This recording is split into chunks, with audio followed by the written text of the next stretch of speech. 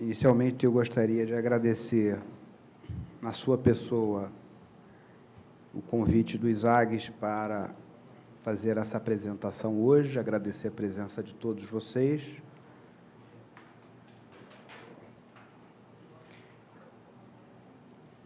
O slide, por favor. A nossa apresentação hoje, nós vamos discutir a renúncia de arrecadação fiscal na Austrália, no Canadá e nos Estados Unidos, as experiências institucionais desses países, tendo como pano de fundo a discussão mais geral da relação entre o público e o privado. E, ao final desse debate, vamos também fazer breves apontamentos em torno da discussão ou da polêmica que cerca o debate em torno do Sistema Universal de Saúde e cobertura universal de saúde. O roteiro dessa apresentação está dividido dessa maneira. Faremos uma breve discussão teórica sobre esse tema. Depois apresentaremos um possível programa de pesquisa em torno dessa problemática, que pode ser desenvolvido pelo próprio ISAGS, a posteriori, os países que compõem o ISAGS. Iluminar, a partir da literatura internacional, o significado dos subsídios, da renúncia fiscal, do gasto tributário, enquanto política pública na área da saúde.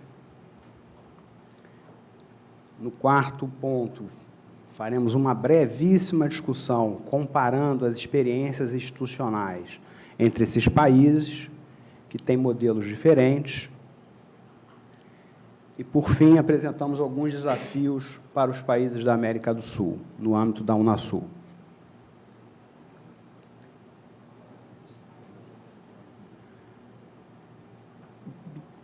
Uma primeira abordagem que eu gostaria de trazer é aquela que entende que a presença de subsídios levaria ao aumento do preço ou do nível de equilíbrio do mercado de planos de saúde.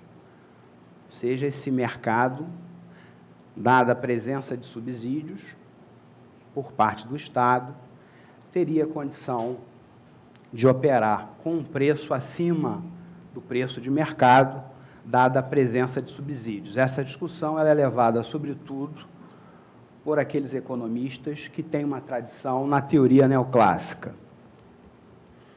Uma boa referência do Pauli, um autor norte-americano. Como vocês podem observar, esse texto não é um texto tão novo. Isso foi produzido em 1986. De outro lado, uma outra abordagem, que é, de certa maneira, a abordagem que nós privilegiamos na nossa linha de argumentação, é aquela que indica que a presença desse subsídio acaba, a rigor, favorecendo as condições de rentabilidade do mercado de planos de saúde.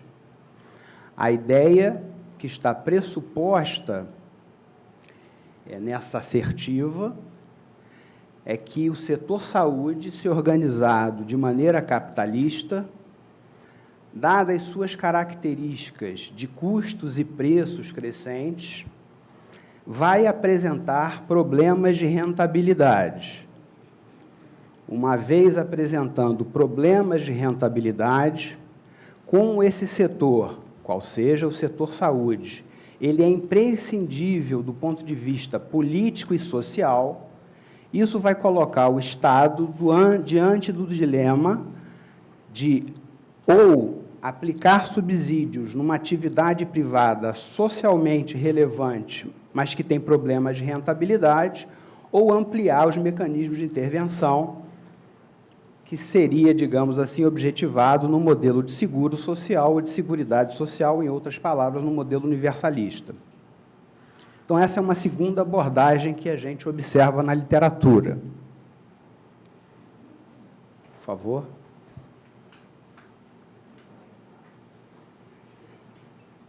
De qualquer maneira, como esse mercado, seja no caso estadunidense, seja no próprio caso brasileiro, que são realidades que eu domino melhor, como esse mercado ele vem se concentrando, se centralizando e se internacionalizando no atual estágio do capitalismo, uma outra discussão que observamos na literatura é que, do ponto de vista da oferta, esse subsídio faria pouco sentido, já que esse mercado ele se tornou autossuficiente.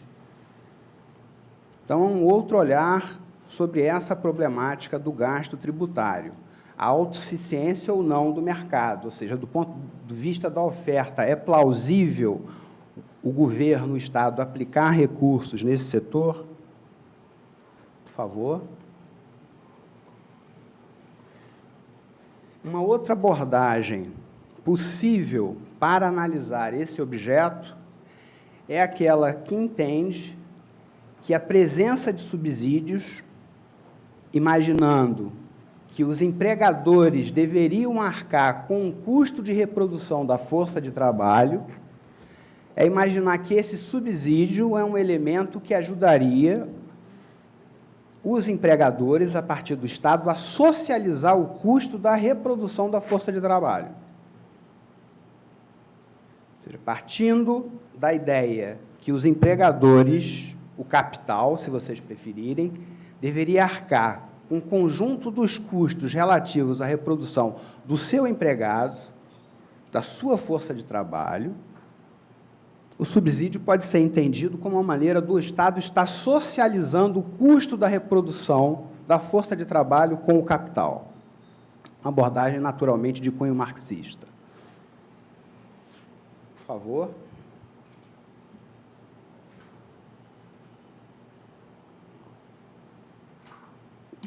De um ponto de vista mais operacional, essa noção de gasto tributário, ela também é muito importante para a gente. Por quê? Porque gasto tributário, a rigor, é um gasto público, indireto, que é alocado no setor privado. Ou seja, o Estado deixa de arrecadar um conjunto de recursos favorecendo determinada atividade econômica ou favorecendo o consumo de determinados bens e serviços, no nosso caso, na área da saúde. Então, se esse conceito de gasto tributário é consenso, significa que gasto indireto, gasto tributário, é gasto público. E isso tem implicações, por exemplo, do ponto de vista da contabilidade das contas nacionais, quando analisamos a composição entre o público e o privado no setor saúde. Se, por exemplo, no caso brasileiro, a composição do privado é 56-44, a proporção mais ou menos essa. Se você considera que o subsídio é gasto público, vai ter uma mudança nessa composição. E nós sabemos que essa discussão ela tem desdobramentos políticos e ideológicos que não são triviais. E, por fim, um outro elemento que é muito caro nesse debate é a discussão sobre a equidade e iniquidade desse tipo de subsídio. No caso brasileiro, por exemplo, e provavelmente no caso argentino, o doutor Mariano ontem falava isso claramente, nos próprios Estados Unidos, como veremos a seguir, esse subsídio é alocado para os estratos superiores de renda. E você pode inferir que essa alocação ela é extremamente inequitativa, sobretudo em sociedades que apresentam desigualdades de bem-estar e de renda. Então, muito brevemente, eu procurei aqui apontar algumas abordagens, alguns olhares que podemos encontrar na literatura sobre essa problemática. Por favor, outro slide. É o anterior. Me valendo das apresentações que foram feitas ontem, o Dr. Mariano deixou claro a necessidade de que nós avançássemos na capacidade de produzir dados com qualidade sobre esses subsídios. No caso brasileiro, em função de uma circunstância muito particular, nós conseguimos avançar. Na experiência australiana, na experiência canadense, na experiência americana, isso também já está bastante avançado. Ou seja, nós precisamos mensurar. Existe subsídio? Sim, existe subsídio. Quanto é esse? Então, a mensuração me parece necessária numa agenda de pesquisa no campo das relações entre o público e o privado no setor saúde. A segunda linha de pesquisa que me parece bastante interessante é, a partir daí, discutir a distribuição do gasto público federal em saúde, ou do gasto em saúde, de maneira geral. Porque se você entende que o gasto indireto é gasto público, e se você entende que esse gasto público ele é alocado para aqueles segmentos da população que têm maior renda, portanto, ele é inequitativo, de alguma maneira, os subsídios estão reforçando essa iniquidade, porque, em tese, se você pegar o conjunto do gasto e dividir pela população em termos per capita, determinado segmento da população, e é aquele segmento que tem mais renda, estaria recebendo, em tese, um quanto adicional. É claro que tem que ser ajustado pela utilização dos serviços públicos de saúde, mas, em tese, é plausível imaginar que existe uma distribuição do gasto público per capita inequitativa. A terceira linha de pesquisa interessante é o próprio gasto das famílias com saúde.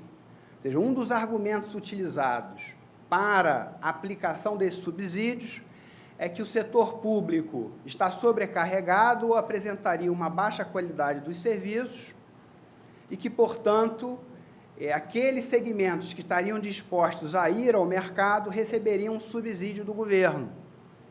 Mas isso precisa ser visto de maneira mais cautelosa, sobretudo se esses segmentos também utilizarem os serviços públicos de saúde. Ou seja, não tiver nenhum tipo de pênalti, como é o caso alemão, embora não será tratado aqui. No caso alemão, se você for para o mercado, é uma decisão que tem, inclusive, um custo intertemporal. Se você resolve, é voltar para o setor público. Então, essa me parece também uma agenda de reflexão importante. Discutir o gasto das famílias com remédios, com planos de saúde, com médicos, com hospitais, para a gente olhar melhor a iniquidade do sistema como um todo. Não só a iniquidade da relação público-privado, mas a iniquidade no conjunto do sistema. Como já falamos aqui, esse subsídio ele estimula o consumo do mercado de planos de saúde. Eu diria a vocês, ainda em primeiro exame, que esse mercado ele depende desse subsídio para se reproduzir economicamente. Não é uma desoneração fiscal qualquer. No caso brasileiro, eu poderia afirmar isso com alguma tranquilidade, mas eu não gostaria de universalizar essa teoria ou essa concepção. Mas ela é plausível na medida em que imaginamos que esse setor, se organizado de forma capitalista, ele vai apresentar problema de rentabilidade e, portanto, vai apresentar preços inacessíveis, uma vez que os preços são inacessíveis, mas é um setor social e politicamente relevante, ou o Estado intervém subsidiando para tornar esses preços acessíveis, ou então radicaliza os mecanismos de intervenção ou de subvenção estatal. Então, tem um impacto sobre a dinâmica do mercado que não é, digamos assim, algo secundário. Eu estou afirmando, inclusive, que não é só sobre a dinâmica, é sobre a própria reprodução desse mercado no longo prazo, enquanto setor capitalista. Outro elemento importante é que a renúncia fiscal tem um impacto sobre o faturamento do mercado, que é uma decorrência desse programa de pesquisa anterior. Quem é que paga plano de saúde num esquema que o governo ou o Estado subsidia o mercado? São as famílias, os trabalhadores, são os empregadores e o Estado via renúncia fiscal. Ou seja, se nós pudéssemos decompor o faturamento desse mercado em termos agregados, ele é composto pelos recursos das famílias, dos empregadores e do Estado via renúncia fiscal. Então, o Estado participa, via subsídio, indiretamente, da composição do faturamento desse mercado. E, por fim, sobretudo se esse subsídio representar um montante significativo sobre o gasto público direto, por exemplo, no caso brasileiro, o último dado que nós temos é que o gasto tributário, ou seja, o subsídio da pessoa física, da pessoa jurídica e também aquele destinado ao setor farmacêutico e os hospitais filantrópicos do nosso setor público, chega a aproximadamente 23 bilhões de reais, que equivale a quase 30% do gasto público federal. Opa! Então, é um montante significativo. Se é um montante significativo, numa situação de restrição fiscal, é um montante significativo que, a rigor, o governo não tem controle, percebam. Porque esse gasto tributário, ele depende muito do gasto dos empregadores e das famílias com os bens e serviços de saúde. São esses gastos que serão a base de cálculo para que haja renúncia fiscal do governo. Então, o governo precisa, de certa maneira, regular e avaliar a equidade e a eficiência desse gasto tributário. Mas, para fazer isso, nós precisamos, e eu concluo, digamos assim, essa proposta de programa de pesquisa, nós precisamos mensurar. E essa mensuração não é trivial. Aqui no Brasil, nós demoramos, objetivamente, 8 anos para ter esses dados. Por favor, a próxima. Bom, saindo um pouco desse nível de abstração, sem querer cansá-los, a renúncia como política pública, obrigado, Joval, né, você claramente pode identificar essa renúncia enquanto um benefício, uma vez que a pessoa está reduzindo o pagamento no imposto de renda, me parece uma relação muito direta. Um outro argumento para justificar a presença desse subsídio é a redução de impostos para os contribuintes que enfrentariam gastos catastróficos em saúde. Eu não vou entrar no mérito dessas justificativas, podemos discutir isso a posteriori. Um outro argumento muito comum também na literatura, já dita aqui, é a tentativa de contenção de custos e redução das filas de espera no setor público. Ou seja, eu vou subsidiar determinado segmento da população para se dirigir ao setor privado na expectativa que reduza a demanda dos serviços do setor público. Um outro argumento também muito frequente na literatura é o patrocínio desse mercado. Você, com subsídio, você está patrocinando o consumo. E, por fim, você pode entender essa renúncia enquanto um determinado incentivo, né, para você estar moldando a regulação desse mercado. Sem querer cansá-los com a experiência do caso brasileiro, mas é aquela que eu mais conheço, imaginem se esse subsídio pudesse ajudar a nossa agência reguladora a estar definindo o teto de reajuste dos planos individuais. Como acontece, professor Marmor, na área de medicamentos no Brasil, ou seja, essa mesma desoneração fiscal que é dirigida ao setor de medicamentos no Brasil, tem como contrapartida em lei controle de preço no setor de medicamentos. No setor saúde, isso é mais frouxo no caso brasileiro. Mas o que nos interessa aqui, dei apenas um exemplo para ilustrar, é que esse benefício, ele também pode ser visto enquanto um incentivo que pode ajudar ao Estado a estar redesenhando o mercado de planos de saúde, já que esse subsídio é importante para a sua dinâmica. Próximo, por favor.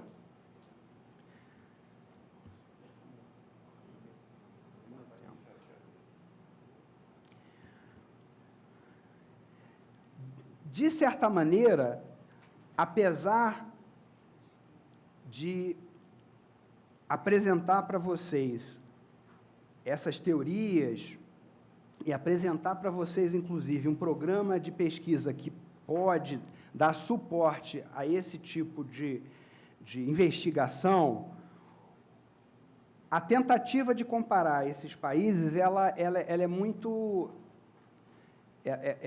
Ela é exploratória, de um lado, mas ela é muito, digamos assim, é uma primeira aproximação, de modo que a gente não aprofunda a comparação entre essas experiências que vamos analisar. Em particular, nós queremos entender a racionalidade desse gasto tributário nesses sistemas.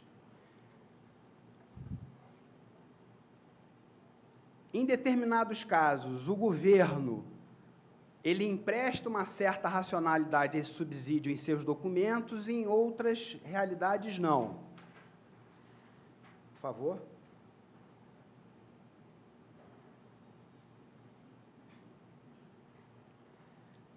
Como já dissemos fartamente, a literatura aponta que alguns países oferecem esses incentivos governamentais aos contribuintes mediante a redução dos impostos para o consumo de bens e serviços privados de saúde. Próximo.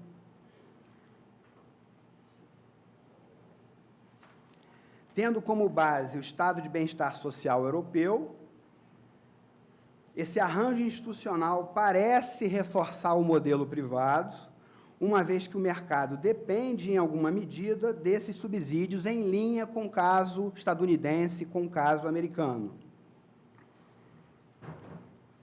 Por favor. Analisamos as experiências institucionais da Austrália, Canadá e Estados Unidos, que contam com a presença de mercado de planos de saúde. Países com mercado de planos pequenos, a presença de gastos tributários é residual, localizada ou inexistente. Por exemplo, esse é o caso da Inglaterra, Alemanha ou França, sistemas de saúde organizados a partir dos modelos de seguridade e seguro social. De certa maneira, existe uma ideia implícita aqui que a presença ou a existência de subsídios está diretamente relacionada à presença do funcionamento do mercado de planos de saúde, ou do setor privado, de maneira geral. Por favor. Tais experiências podem nos ensinar lições importantes no tocante à forma de tratar tais subsídios destinados às famílias e aos empregadores na América do Sul. Eu citei aqui o caso da Argentina e do Brasil, mas pode ser, inclusive, que hoje, na parte da tarde, já que o caso colombiano eu acho que tem um outro tipo de perfil, outros países se pronunciem nesse sentido. Eu realmente desconheço, desse ponto de vista, as experiências sul-americanas. Inclusive, fiquei surpreso, que eu procurei na literatura e não tinha conhecimento dessa existência de subsídios no caso argentino. Tá? Te confesso isso com alguma tranquilidade, e olha que eu procuro acompanhar a literatura nessa área. Por favor. Essa tabela, ela é até 2008, então ela está um pouco defasada, mas só para a gente ter uma ideia, digamos assim, da cobertura do mercado de planos de saúde em relação à população. A Austrália, em 2008, 50% da população era coberta pelo mercado. O caso brasileiro permanece, mas esse 26,1 aqui estaria incluindo também os planos odontológicos. No Canadá, vale a pena fazer o registro que, como lá, de fato, o setor privado é suplementar, nós estamos falando aqui da cobertura no setor suplementar. Até 2008 teria aumentado, esse dado é da OCDE 2010, tá certo? E os Estados Unidos, eu não sei exatamente por que decresceu, talvez em função do envelhecimento populacional, e aí a mensuração da OCDE não considera os setores que entraram no Medicare, nesse cálculo de plano de saúde, mas nós sabemos que tem esquemas privados hoje na atenção aos idosos, no caso norte-americano, que o professor Ted Marmor poderá falar com mais propriedade a seguir, se assim desejar. Por favor. Então, essa tabela foi apenas para ilustrar, digamos assim, o tamanho do mercado nesses países que vamos analisar, e o Brasil entrou de lambuja, ou entrou por acaso aí. O caso australiano, né, oferece cobertura universal por meio do Medicare, lá também conhecido como Medicare. Em 1999, o governo australiano introduziu esse programa, Private Health Insurance Rebate Initiative, para promover abatimentos na compra de planos de saúde na ordem de 30%. Em resumo, para ficar mais claro, para cada unidade de dólar que o indivíduo pagava ao plano, o governo devolvia 30 centavos. Todos os australianos elegíveis ao Medicare eram também elegíveis ao desconto. Se o empregador pagasse o prêmio, no lugar do empregado, teria também direito a esse abatimento. Ou seja, uma vez que o financiamento desse mercado, em geral, é feito tanto pelos empregados como pelos empregadores. No entanto, essa política de desconto dos 30%, segundo a literatura, teve pouco impacto no aumento da cobertura de planos de saúde. Opa! Então, nós podemos sublinhar aqui que essa política na Austrália, de forma deliberada, ou seja, não foi uma política que não surgiu de um certo empiricismo, ela tinha como objetivo, pressuposto, em tese, reduzir a demanda sobre os serviços públicos de saúde. Não entrarei no mérito aqui sobre essa política, eu apenas estou dizendo que o governo teve essa iniciativa, implementou uma política e essa política não foi bem sucedida. O que eles fizeram a seguir? Próximo slide, por favor. Em 2000, o governo introduziu a política de cobertura de saúde vitalícia, que estimulava os jovens a comprar um seguro privado hospitalar, visando manter sua filiação ao longo do seu ciclo de vida, em função da necessidade de equilíbrio atuarial da carteira dos planos de saúde. População jovem, em tese, adoece menos, é importante para a constituição do pool. Funcionava da seguinte maneira: se o jovem não comprasse um plano, até os 30 anos, ele teria que pagar 2% a mais no prêmio para cada ano subsequente que permanecesse segurado, estimulando, portanto, ao jovem empregado ingressar antes no mercado de planos de saúde, de modo a constituir um pool mais equilibrado e, por conseguinte, aumentar a cobertura dos planos privados.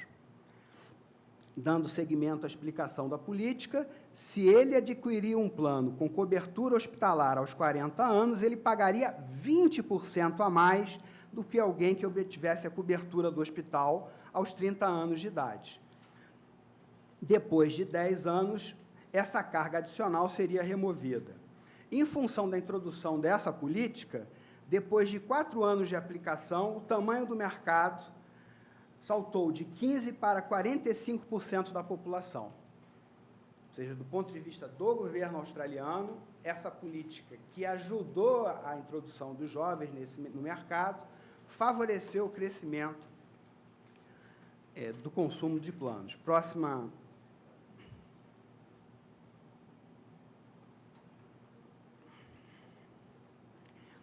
A seguir, o governo teve que mexer nos idosos, em função do aumento do prêmio, de acordo com o perfil de morbidade dessa coorte populacional.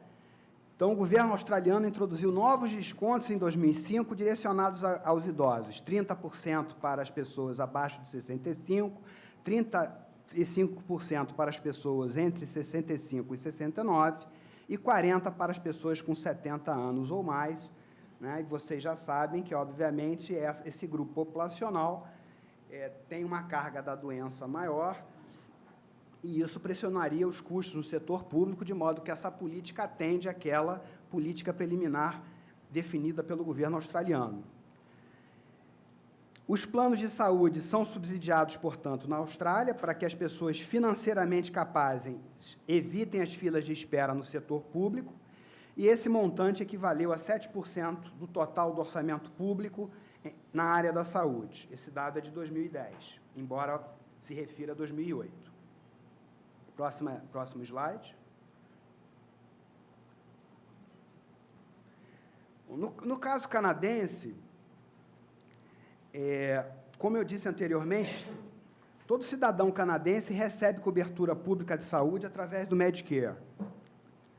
Entretanto, 2/3, segundo dados da OCDE, 2/3 dos canadenses, esse dado é de 2010, tá certo? Não sei se houve alguma mudança de lá para cá, tem plano de saúde suplementar. No entanto, não é permitida a cobertura privada de serviços abrangidos pelo Medicare, o que é, por exemplo, uma diferença gritante em relação ao mercado brasileiro. O mercado de planos de saúde no Brasil, ele financia serviços prestados pelo setor privado que são igualmente oferecidos pelo Sistema Único de Saúde. Isso não é permitido no caso canadense. Então, para aqueles serviços que estão fora do Medicare, a pessoa pode comprar do seu próprio bolso ou pode pagar um plano de saúde para ter acesso aos serviços que são oferecidos no modelo complementar, digamos assim, no sistema complementar. Suplementar, perdão, a partir da classificação da OCDE. O seguro privado suplementar é geralmente fornecido por um empregador, isso é importante, abrangendo atendimento odontológico, medicamentos, home care e cuidados de longa duração. Por favor. Obrigado. Foi criado um crédito fiscal específico sobre despesa médica, que age como um subsídio para os gastos com planos de saúde e para os desembolsos diretos das famílias. A legislação detalha uma longa lista de gastos que as autoridades federais veem como alívio fiscal para os contribuintes, abrangendo um conjunto de itens: hospitais, próteses, dentaduras, custos de cuidados em tempo integral e etc. Por favor. Prêmio dos próprios planos de saúde. Então, o Estado subsidia as famílias que se dirigem ao setor suplementar de saúde, ao setor privado. Segundo a literatura, os indivíduos em diferentes províncias recebem subsídios substancialmente diferentes em relação aos seus gastos, em função da presença maior ou menor do setor suplementar, da capacidade de oferta do Medicare.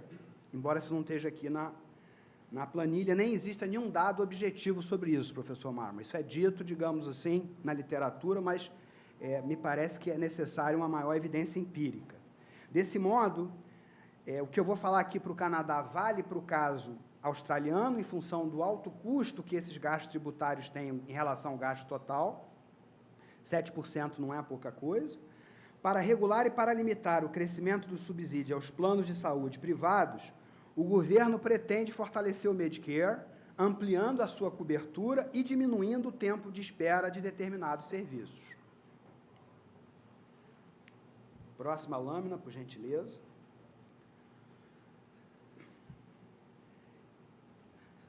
Na minha visão, se queremos avançar na análise dessa relação público-privado, eu digo nós, da América do Sul,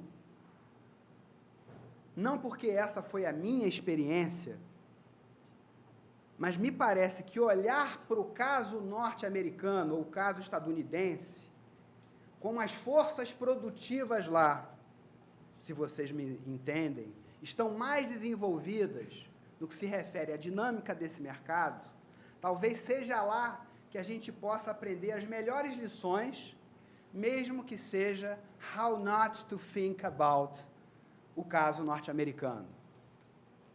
Ou seja, como não pensar a experiência norte-americana. Eu citei aqui o professor Jacob Hacker, que faz parte do time do professor Marmor. O professor Hacker, ele foi o ideólogo do Obamacare, vale dizer, falaremos sobre isso a seguir, pelo menos segundo eu sei, ideólogo no sentido da ideia da criação do plano de saúde do Estado, que foi derrotada no Congresso Nacional norte-americano. E ele, na sua tese de doutorado, ele tem um insight, uma observação muito interessante. ele diz que há uma certa impressão equivocada de que a política de saúde estadunidense está concentrada sobre os mais pobres, no caso Medicaid, né? E poderia estar falando também dos idosos, mas ele está se referindo mais aos mais pobres. Ele diz o seguinte, que os incentivos fiscais relacionados ao emprego são para ele o que distinguem o caso particular dos Estados Unidos. E eu, ao meu modo, pelo menos no caso brasileiro, poderia dizer isso também. Continuando, o seguro privado lá, como todos sabem, é a principal forma de acesso à cobertura de saúde, porque o setor público, de certa maneira, cobre os idosos e os pobres, embora muitas pessoas não sejam elegíveis para os programas, daí a razão do Obamacare, por meio do Medicare e do Medicaid. A estimativa do gasto com planos em 2008 foi de 800 bi, e da renúncia, professor Marmor, segundo um artigo do Foreman, em 2008, me esqueci agora o nome do periódico, mas já eu me lembro, foi em torno de 250 bi. Eu fiquei absolutamente estarrecido quando eu vi esse número. E eu não pude verificar esse número nos documentos do Tesouro norte-americano. Mas, se isso é verdade, significa que o governo estaria bancando quase 33% do total de gasto com planos de saúde nesse ano. Ou seja, o Obamacare quer expandir isso para aqueles segmentos que estavam fora do sistema, entre aspas. Mas, mesmo antes do Obamacare, a presença do subsídio, no caso norte-americano, já era gritante. E, portanto, reforça a nossa tese da dependência desse mercado para se reproduzir de maneira econômica, ou seja, uma dependência estrutural entre o padrão de financiamento público das políticas sociais e a sua dinâmica de acumulação capitalista, se vocês me permitem falar em termos marxistas. Os planos empresariais são a principal fatia do mercado.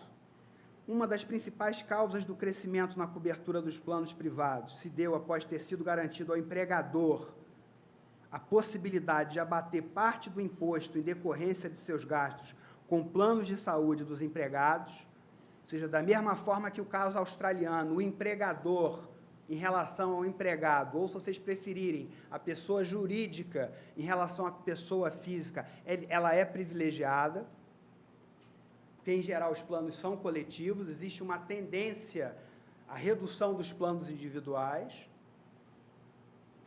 grosso modo falando, por favor. A renúncia da arrecadação fiscal, lá, portanto, acaba reduzindo o preço do seguro pago pelos empregados e pelos empregadores das firmas, uma vez que os planos individuais não são elegíveis para isenção fiscal. Essa também é uma diferença marcante que nós encontramos nessa investigação. Como eu estou olhando sempre para o caso brasileiro, me permitam mais uma vez, aqui no Brasil isso é possível. Em geral, os trabalhadores de alta renda se beneficiam mais do que os trabalhadores de baixa renda, ou seja, mais uma vez aparece o seu caráter inequitativo de subsídio.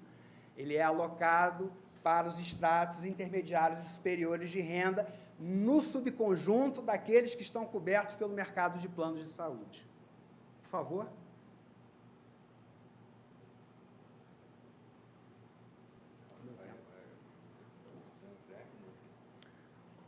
Do ponto de vista da explicitação da política, a ideia é reduzir o custo dos empregadores. Se eu entendi como está o desenho do Obamacare hoje, pretende exatamente utilizar esse mecanismo para expandir a cobertura daquele segmento populacional que estava fora do sistema, ou seja, não é pobre o suficiente para estar coberto pelo Medicaid, não é idoso para estar coberto pelo Medicare, entretanto, não tem renda para entrar nesse mercado, ou porque é jovem, ou porque é imigrante, ou porque está subempregado.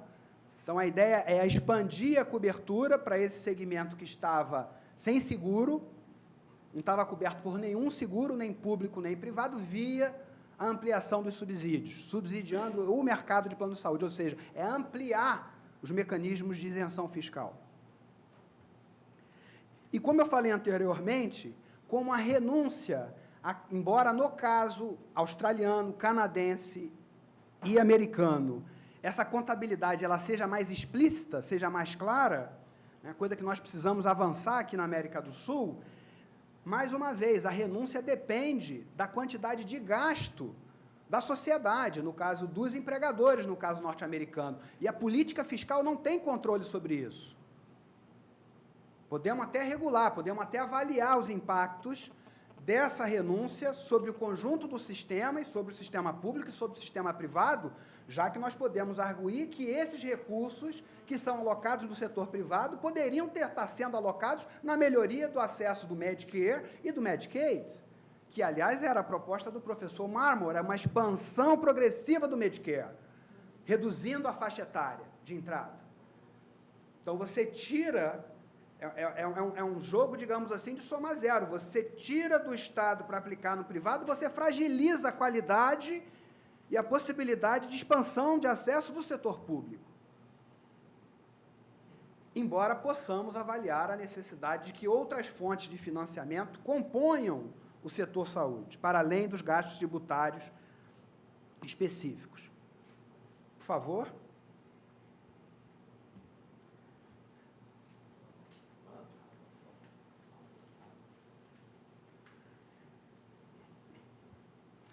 À primeira vista, quais são os desafios colocados para os governos e para os países da América do Sul? Primeiro, que nós discutamos a racionalidade desses subsídios,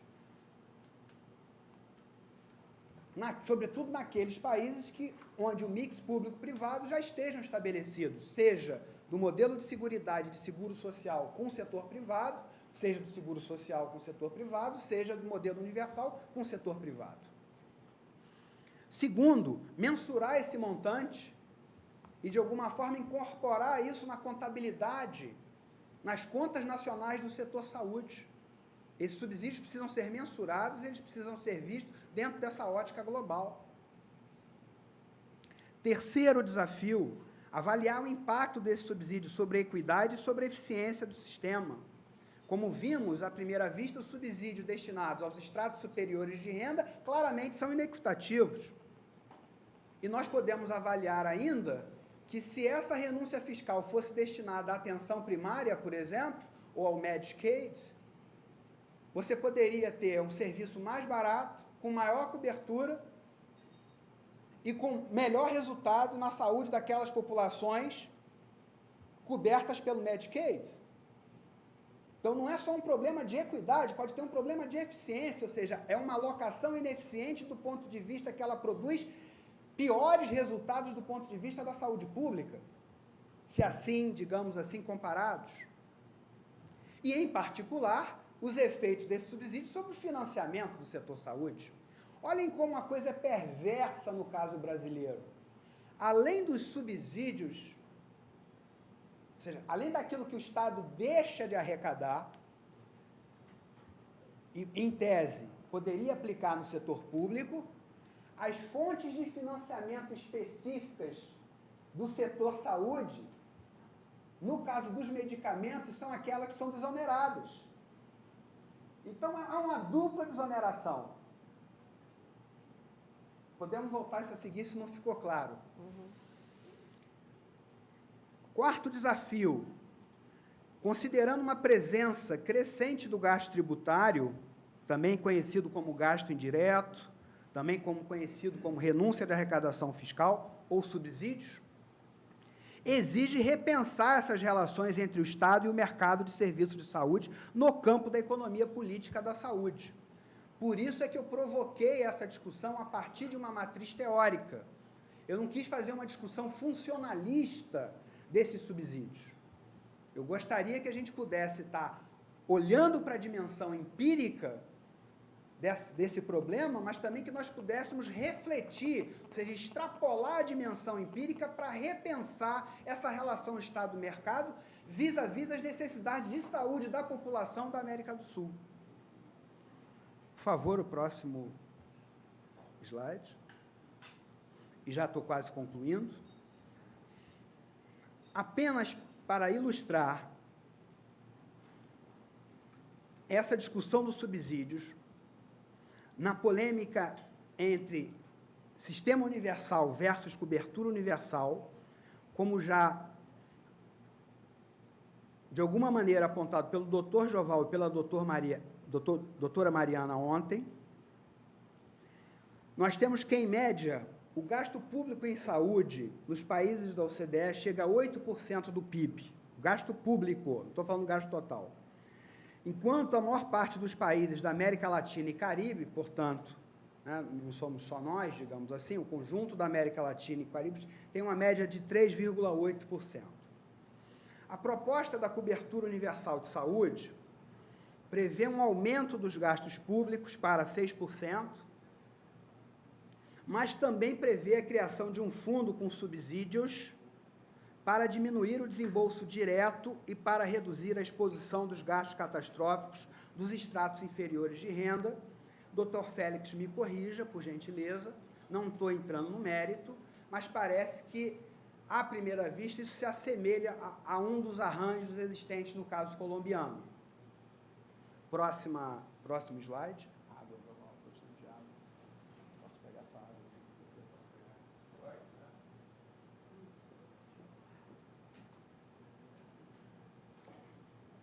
Tendo em vista essa discussão que fizemos sobre o gasto tributário em saúde nesses países centrais, para iluminar esse debate, no caso sul-americano, e fazendo e cotejando essa discussão dos subsídios como uma mediação da relação do Estado com o mercado, a partir da polêmica entre sistema universal versus cobertura universal, a reflexão final que eu gostaria de deixar para os senhores e senhoras é que, considerando que a universalidade e a equidade são objetivos da proposta da cobertura universal da saúde, ou seja, são dois objetivos e, de certa maneira, dois princípios, mas podem não ser garantidas, uma vez que essa estratégia pressupõe o funcionamento de um sistema onde se pratica a compra e venda de serviços de saúde, ou seja, não está claramente colocada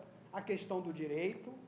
Então, o acesso aos serviços pode depender da renda, em certa medida, pode depender da posição no mercado de trabalho, ou mesmo da própria condição de saúde das populações, porque, ao invés de ampliar os subsídios ao setor privado, pergunto, não seria mais racional, tendo em vista os seus próprios objetivos, quais sejam universalidade e equidade, para cumprir esses objetivos, alocar tais recursos ao setor público?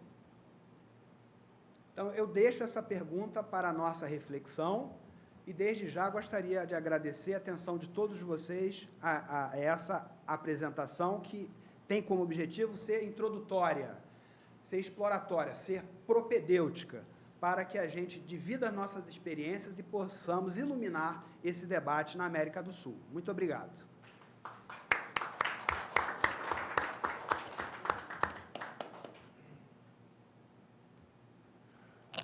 Bem, muchas gracias por la presentación, por la propedêutica, la didática de apresentar essas questões que, em geral, não são muito del domínio, del conhecimento, del linguagem del personal que trabalha com saúde. Nem do pessoal que trabalha com saúde. E acho que, com isso, cumprimos o objetivo de abrir uma caixa preta como tema para reflexão. Também quero deixar aberto, então, a perguntas, comentários à plateia. Não sei. Fabrícia. Bom, primeiro queria te parabenizar pela excelente apresentação, tá? E sem entrar no mérito de discordância ou concordância, tá? eu queria fazer uma sugestão, né? Primeiro, queria falar o seguinte: você falou ali que um dos argumentos para o incentivo, né, fiscal, deixa eu ver se eu acho aqui foi que seria a contenção de custos e redução das filas de espera no setor público, né? Diante disso, a gente pode afirmar que os impactos na atenção primária, né, pública, seria grande no caso de retirada dessa renúncia fiscal, né? Se a cobertura aumentaria bastante, né, com a saída dos beneficiários hoje do setor privado, porque, pela lógica do que foi exposto, essa renúncia fiscal incentiva a manutenção desses beneficiários no setor privado. Então, quando a gente retira esse incentivo, eles vão para o setor público, aumentando a necessidade de cobertura, em primeiro lugar, né? E a pergunta será que esse valor mensurado da renúncia, né, que precisa ser mensurado, na verdade, seria suficiente para garantir a assistência dos cidadãos que, egressos do sistema privado, passarão a ser usuários do SUS? Né? Eu acho que a minha sugestão seria a gente inserir ali nos temas, né, a serem de sugestão para serem estudados, a gente mensurar qual será o impacto para o sistema público se a renúncia fiscal não existisse, né? Se esse incentivo não existisse. Será que isso não tornaria também o setor inviável? Tá?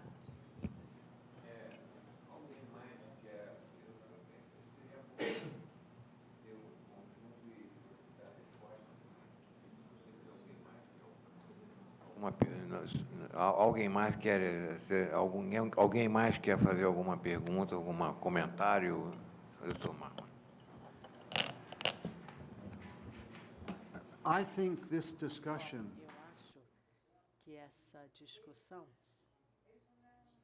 é um ótimo exemplo, um excelente exemplo das vantagens de se estudar um assunto. Está muito alto o meu microfone, não? Está tudo bem? Tudo bem. Bom, eu gostaria de fazer alguns comentários sobre os gastos, né, de impostos, para ilustrar a comparação, quando você explora um assunto quanto à natureza desse gasto, qual é o valor, o significado econômico e social, e o que acontece se você mudar. Primeira coisa que eu diria é que esses três exemplos, Austrália, Canadá e Brasil, não são exemplos do mesmo tipo de política. Parece que são, porque tem uma característica em comum. $1 de gasto dessa forma tem a propriedade de que ele vale mais para a pessoa cuja taxa de impostos é maior do que de outro. Essa é a propriedade de qualquer sistema de dispensa fiscal, né, com a variação dos impostos. Além disso, esse gasto de impostos dos três tipos é bem diferente. Por exemplo, na Austrália, há o equivalente a um suborno para aumentar o gasto privado. E punição se você não entrar. Punição de um tipo bastante severo. A mensagem é: nós preferimos que os gastos vão para os hospitais privados e não públicos. E nós vamos fazer você pagar uma penalidade se não fizer isso. E a penalidade é alta para arrastar as pessoas para o sistema. Esse é o primeiro ponto. O que é completamente diferente do que o sistema de isenção para o custo de vários itens no atendimento médico, além de médicos e hospitais. No caso do Canadá, a grande maioria dos gastos acontece dentro do Medicare. Então, não é pegar os gastos do Medicare e colocá-lo no setor privado. É induzir as pessoas a gastar mais do que eles gastariam em óculos, remédios, etc. Esse é o segundo ponto. O terceiro, que é o caso do Brasil, é um caso onde há cobertura dupla. Está privilegiando o gasto privado, mas não está fazendo isso no sentido de manter as pessoas no sistema, né? Mais do que seria o caso. Então, na verdade, eu acho que você tem 3 versões diferentes do que é chamado a mesma política. Então, não é a mesma política. Quando você examina o caso da Alemanha, por exemplo, nas punições que acontecem se você vai para o setor privado e depois quer sair, é uma questão de política pública. Senão, as pessoas esperariam até que as atividades mais caras aconteçam. Eu só quero fazer um último ponto, né, para enfatizar que quando você examina 3 exemplos diferentes, você vê qual é o papel diferente que um instrumento que parece ser igual pode ter. O instrumento tem um papel diferente, então ele não é mais o mesmo instrumento. É isso que eu quero dizer. Está aberto alguém, se alguém quiser fazer alguma...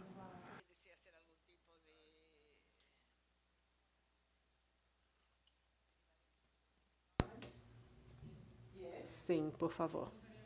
Eu gostaria de colocar a questão da equidade e também da saúde como direito, porque atrás desses arranjos o que acontece é um enfoque de que se a saúde é um direito, deve ser garantida pelo Estado, ou se o problema é que o indivíduo é que é responsável pela atenção da sua saúde.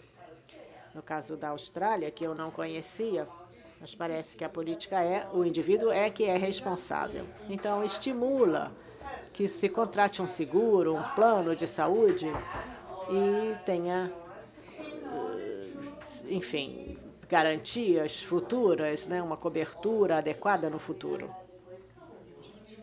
Eu não quero julgar se isso está certo ou errado. O problema é o enfoque, né? Onde o Estado não tem um enfoque de direito à saúde. Então, Estado, não é responsável por garantir, é o indivíduo. E ele procura uma maneira do indivíduo se encarregar do seu futuro. Eu acho que isso, no marco da discussão da cobertura universal, me parece que é isso que a gente tem que focar, porque os arranjos através dos quais cada país vai poder tratar da atenção da saúde das pessoas será produto do contexto social e político, né? Que eu acho que o sistema de saúde certamente é um arranjo político e social. A sociedade diz quanto quer cobrir, quanto quer pagar, e tem a ver com uma história própria de cada país.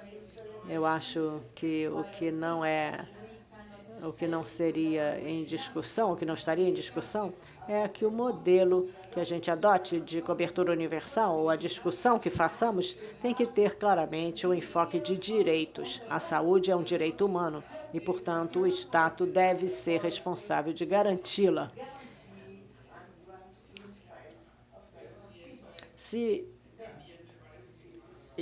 Eu acho que quando discutimos isso, eu acho que vai ser amanhã,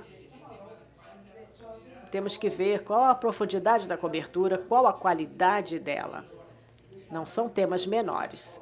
Ontem foi falado que a cobertura universal pode ser uma aspirina para todo mundo, ou mais profunda para poucos, não é? Então, é isso que a gente tem que discutir. O que eu queria dizer agora é que essa questão de qual o enfoque de direitos que tem um governo ou um país em relação ao direito da saúde. É isso que eu acho que vai determinar a nossa questão, de que se é problema do Estado, se é problema do indivíduo, e assim, nesse sentido, fica claro que quando é problema do indivíduo, o Estado vai favorecer o crescimento do mercado privado, porque essa é a sua maneira de entender o problema. Quando já é um problema, quando é assumido como um direito à saúde, aí haverá várias formas do Estado garantir esse direito, por sistemas estatais, mistos, ou de planos de seguradoras, né?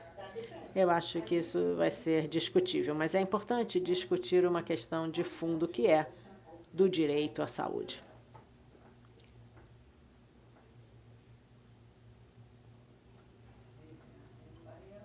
Mais alguém?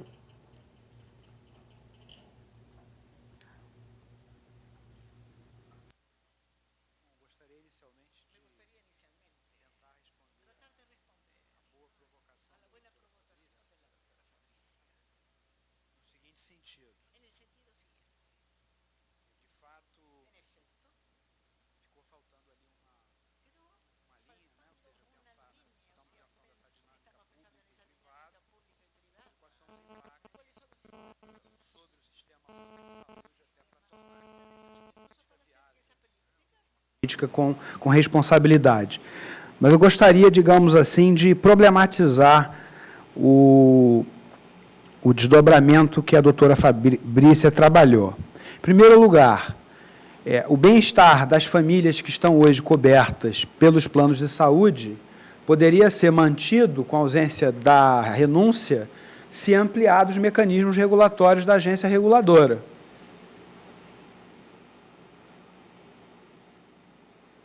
Ou seja, a tentativa de majoração de preço em função da retirada da renúncia teria como contrapartida uma capacidade, né, ou uma ampliação da capacidade reguladora da agência responsável por essa atividade. Mas não paro por aí.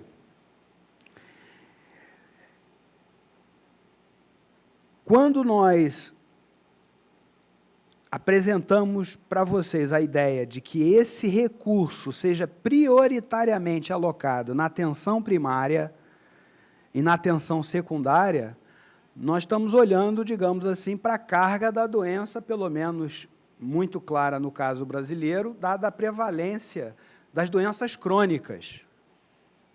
Ou seja, uma vez que você aporta recursos públicos para a atenção primária, que é fundamental na constituição de qualquer sistema universal de saúde, e mesmo na atenção secundária, você está imaginando ter um tipo de intervenção no modelo assistencial à saúde para evitar o adoecimento da população ao longo do seu ciclo de vida. Então, essa operação ela não é apenas, digamos assim, financeira, ela tem por objetivo fortalecer um modelo assistencial que está privilegiando as ações preventivas de promoção à saúde. Agora, sem dúvida, que, dado o contingente populacional, doutora Fabrícia, no Brasil, imaginar que apenas a conversão de gasto tributário, ou melhor, gasto indireto em gasto direto, é suficiente para dar conta das necessidades da saúde da população por meio do sistema público de saúde. Mas esse, sem dúvida, é um problema, porque se do ponto de vista do bem-estar dessas famílias, com a retirada do subsídio, elas teriam, digamos assim, em tese, um aumento dos seus gastos com bens e serviços de saúde, objetivamente, esse gasto é extremamente inequitativo. Então, um problema de política seríssimo, ou seja, porque a presença da renúncia, e eu já respondo, para deixar por último uma pergunta do professor Marmor, já respondendo à doutora Helena, no caso brasileiro, porque eu não gostaria, não me sinto à vontade de falar do caso australiano, no que se refere à presença do Medicare lá, em tese, é para atender a todo cidadão australiano. Eu prefiro falar do caso brasileiro. No caso brasileiro, você tem um artigo na Constituição que reza que a saúde não é um direito humano, mas é um direito social e que depende de um conjunto de políticas. E, ao mesmo tempo, professor Marmor, no artigo 199, 3 artigos depois, na nossa Constituição, reza que a saúde é livre iniciativa. Ou seja, no nosso caso, as duas concepções, né, saúde como responsabilidade do indivíduo e saúde como direito, estão postas e pressupostas. Então, eu concordo com a sua reflexão, mas o que está pressuposto, muitas vezes, não está posto no conjunto das políticas. Voltando à pergunta da doutora Fabrícia, só para não parecer, digamos assim, parcial, é que esse é um debate que está colocado no caso brasileiro, ou seja, é uma polêmica que está estabelecida. Se nós vamos caminhar numa linha de fortalecer o setor público, fortalecer o SUS, fazendo com que, ao melhorar a qualidade e o acesso do Sistema Único de Saúde, nós vamos funcionar, o SUS vai funcionar como um polo de atração para a clientela da medicina privada, radicalizando o direito social à saúde e, objetivamente, uma vez o setor saúde público prestando os seus serviços a essa população, liberar os gastos das famílias para o consumo de massa direto, portanto, tendo um aumento do bem-estar da população, não só via garantia das políticas sociais, mas melhorando o acesso ao conjunto de bens de consumo colocado na sociedade, alimentos, por exemplo, moradia, por exemplo, e outros bens.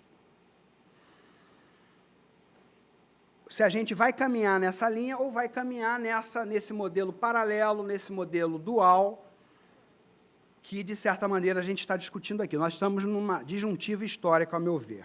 Para concluir, o professor Marmor fez uma provocação muito interessante, ou seja, a técnica ela não pode ser analisada de maneira desconectada da sua realidade. Ou seja, uma mesma técnica ela pode ter finalidades distintas e, portanto, revela uma técnica que tem uma outra natureza. Ou seja, a técnica ela tem que ser observada a partir do conjunto das relações sociais e políticas às quais ela está inserida. E eu acho que essa abordagem nos ajuda na linha sugerida pelo professor Marmor, nos ajuda a escapar de algumas armadilhas. Ou seja, a mesma política pode ter um sentido e uma funcionalidade diferente.